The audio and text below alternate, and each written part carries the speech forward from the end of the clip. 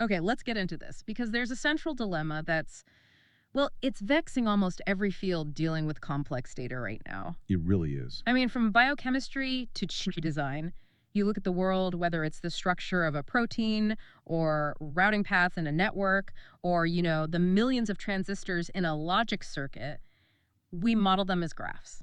That's the starting point. Absolutely.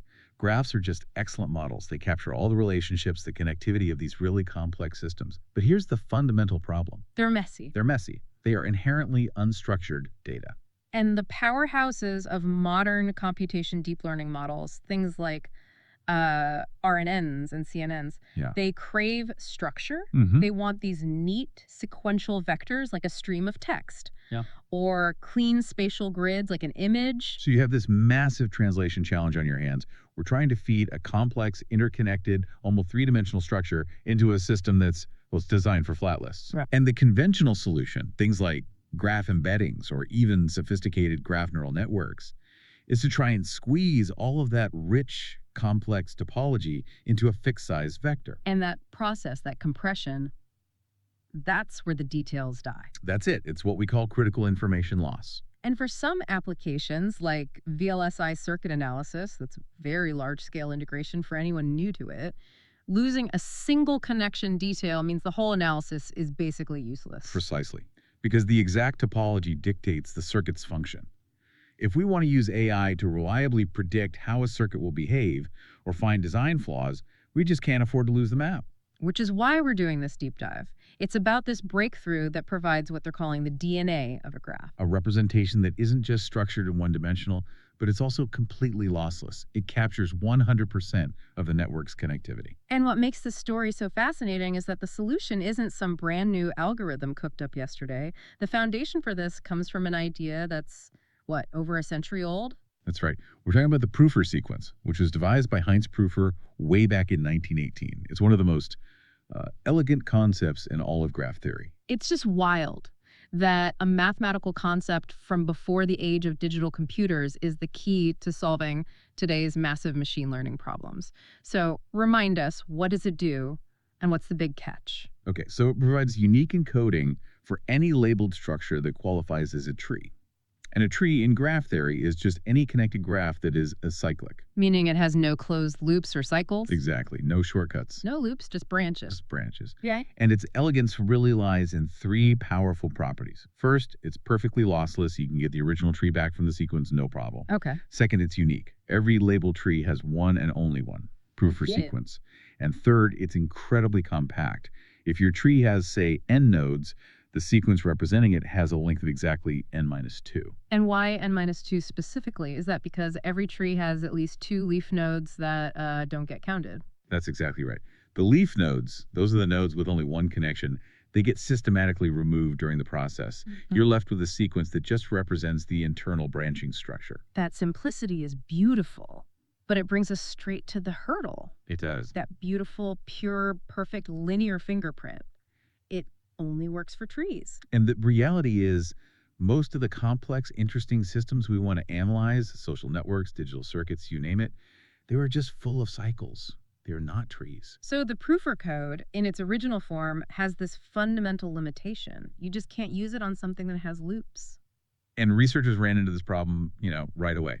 One idea was to try and break a big, complex graph into many smaller trees. Like chop it up. Yeah, chop it up, encode each tree, and then try to stitch the information back together. But that is computationally a disaster. Why? What makes that so hard? Because finding the optimal way to partition a cyclic graph into the fewest number of trees is what's known as an NP-hard problem, which basically means that as your graph gets bigger, the time it takes to solve it just explodes exponentially. For the huge networks we deal with, that approach is completely unusable. You'd end up with a massive, inefficient number of codes for just one graph. So the solution can't be partitioning the graph. The solution has to be transforming the graph itself. Yes. Turning the graph into a single tree structure that still somehow holds all the original information. We need a bridge, something to make the graph Prüfer compatible. And that bridge is called the graph-to-tree enhancement, or GT enhancement. The goal is to systematically convert any original graph, let's call it G, into a single specialized structure, a G tree. And this G tree has to be acyclic, but it also has to preserve all the original connectivity, including where the cycles used to be. Right. And the genius of it lies in how it handles the cycles, instead of the typical graph operation of just deleting an edge to break a loop, Which would lose information. which loses information. They use something called a vertex split. Tell us more about that. How does it work without losing the connection? So when a cycle is detected, a vertex V inside that cycle is, well, it's split. A replica of that vertex is created. Then the edges that were part of that cycle path are rerouted to this new replica. But other edges stay put. Critically, yes, any non-cycle edges that were connected to the original vertex V stay attached to V. This very careful rerouting ensures the new structure is acyclic, but the original connectivity is all still there. Okay, so that's the concept, which sets the stage for the specific engine they built to do this. This is where we get to the mechanism called CZOR. CZOR. It stands for Seek, Clear Edge, and Split on Revisit. It's the method they developed to perform this conversion deterministically and efficiently. It really operates as a coordinated pair of components. Let's break that down. Start with the first part, the SCE, Seek Clear Edge Traversal. How is that different from a normal graph search, like a depth-first search? A standard depth-first search, or DFS, is great for finding a path, but it often stops exploring from a node and backtracks once it's visited all of that node's children in whatever spanning tree it's building. SCE is different. It's edge-centric. It's designed to explore more deeply, guaranteeing that a vertex is only backtracked from when all of its adjacent edges have been visited. Every single one. So it's a much more thorough search designed to sniff out every possible loop. Exactly. And while that traversal is happening, the second component, the SOR, or split on revisit rule, is constantly running right alongside it. So they're integrated. Tightly integrated. When the SCE traversal revisits a vertex it's already seen, that confirms the cycle, and a vertex split is performed immediately using that SOR rule. Let's walk through the mechanics of that split, because I understand the geometry of this new replica vertex is really, really important. It's the key. So imagine the traversal reaches a vertex, V, for the second time. That closes the cycle. Instantly, a new replica vertex, let's call it V1, is created. Okay. We then look at the two edges that define the cycle path through V. The edge used to enter V the first time, and the edge used to exit it to close the loop. Those two specific edges are detached from V and reconnected only to the new replica V1. So the replica, V1, it becomes this dedicated little piece of the new tree that holds the memory of the broken cycle. And here is the truly brilliant, critical outcome of this specific design. Because that replica vertex is created only by reattaching those two specific edges, the inbound and the outbound cycle edges, the new replica vertex is always created with a degree of exactly 2. And that seems like a tiny technical detail, but if I'm following this, that degree 2 property is the master key. That's what makes the whole thing work without any asterisks or footnotes. That's the payoff. It is the ultimate structural payoff, because now we connect this simple detail all the way back to the rules of that 1918 Prüfer sequence. Right. The foundational rule states that a vertex's degree in the tree is always 1 more than the number of times its label appears in the Prüfer code. Degree minus 1 equals the count in the sequence. Simple as that. Exactly. So a leaf node has a degree of 1, it appears 0 times. A really central node might have a degree of 5, so its label appears 4 times in the code, and therefore any vertex with a degree of 2. Like all our new replica vertices. It's guaranteed to appear in the Prüfer sequence exactly once. Wow. That's amazing. So the code itself inherently contains the information needed to identify and rebuild those complex cycle points. No external help needed. It completely eliminates the need for any kind of extra lookup table or, external list of special vertices. So no side information at all. None. The Prüfer sequence of the resulting G tree becomes this single, unified, fully self-contained... A fingerprint of the original graph. Exactly, a fingerprint. And this is massive because, previously, any lossless graph encoding required transmitting the code plus a list of exceptions. Now it's just one sequence, guaranteed to capture everything. And the paper gives that great example with the S27 benchmark circuit, which has 2 cycles. You see SCOs resolve them, generate the G tree, and then produce this one single self-contained linear code. It just works. And the framework goes even further. It allows us to craft interpretable codes because the sequence you get depends entirely on the initial labeling of the G tree's vertices. And we control the labeling. We control the labeling. So we can choose a scheme that embeds meaningful properties of the original graph right into the sequence itself. So we can transform the raw fingerprint into an analytical tool. The research highlights three ways of doing this, right? Giving us different views on the data. That's right. The first is the DCC, or direction-centric code. This is for directed acyclic graphs, which are common in circuit analysis. By using topological ordering for the labels, the Prüfer code inherently preserves the direction of every single edge. The sequence itself becomes directional.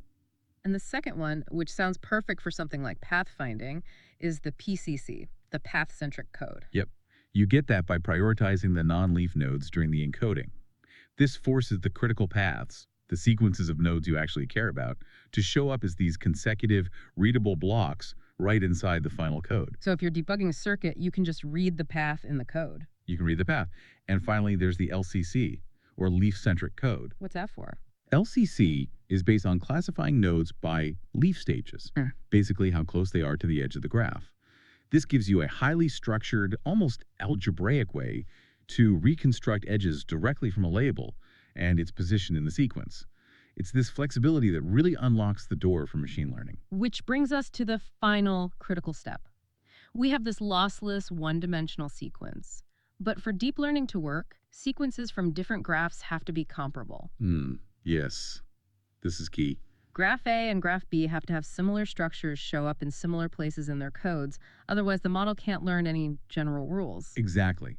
This is the difference between just a representation and a truly learnable representation. To make them comparable, we have to enforce a canonical ordering of the vertices before we do anything else. And that ordering has to be based on some stable inherent property of the original graph? Right, something like node degree, or for our circuit example, maybe the logic level of a gate. Something consistent across all samples. So if every graph is ordered using the same rules before SCCs or runs, the resulting Prüfer codes will have their structural elements showing up in similar relative positions. That is the transformation. The moment you enforce that canonical ordering, the SCC Prüfer sequence stops being just a map and it starts acting like a learnable feature vector. A feature vector that captures the complete guaranteed topology in the exact 1D format that things like RNNs and CNNs are built to process. And that means we don't have to train these incredibly complex, specialized graph neural networks that often struggle with big data sets. We can just use robust, off-the-shelf sequential models on graph data. And it's fast too, right? Oh, very fast. The whole process runs in linear time, so it scales perfectly for massive graphs. The machine learning model can now efficiently do classifications, like predicting if a new circuit design is even testable, or find bottlenecks, or measure structural complexity. It's just a complete, really compelling framework. You take the mess of large cyclic networks, you apply the logic of a century-old theorem, add in the sophisticated SCSR mechanism, and out pops a single, lossless, linear-sized sequence. It essentially solves the structural input problem for graph-based machine learning. The implications are just enormous. You have structural information that is perfectly preserved and made inherently learnable by turning it into a sequence. And while we focus a lot on digital circuits, this level of topological fidelity is critical everywhere. Think about drug discovery, where a compound's function is defined by its exact atomic structure. And all the cycles in it. Or protein structure prediction, where connectivity and precise cycles define how it folds. So the final thought for you to consider is this. What other complex systems, from logistics networks to ecological models, require this absolute topological purity to be predicted accurately? That's the revolution this kind of structural DNA enables.